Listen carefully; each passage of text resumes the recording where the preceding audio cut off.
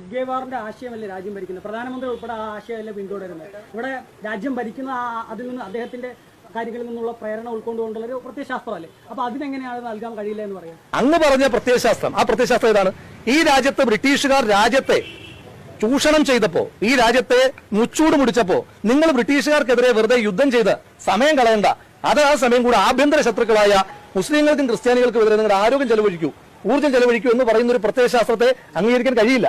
അതുകൊണ്ട് അതിനെതിരായിട്ട് പ്രതിരോധവും പ്രതിഷേധവും തുടരുക തന്നെ. നിങ്ങളുടെ ഒരു ഗതികേട് ആലോചിച്ച് നോക്കൂ സഹോദര.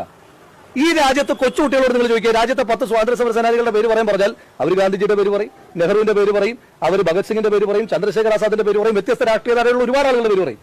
നിങ്ങൾ ഇത്രയൊക്കെ കഷ്ടപ്പെട്ടിട്ട് ഒറ്റയൊരുത്തം പോലും, ഒരു കൊച്ചുകുട്ടി പോലും സവർക്കറിന്റെയോ ഹെഡ്ഗേവാറിന്റെയോ ഗോൾവർക്കറിന്റെയോ പേര് പറയുന്നില്ല എന്ന് പറയുമ്പോൾ നിങ്ങൾ ഈ നടത്തുന്ന ശ്രമങ്ങളൊന്നും ഈ രാജ്യത്ത് വിജയിക്കുന്നില്ല എന്നല്ലേ മനസ്സിലാക്കേണ്ടത്?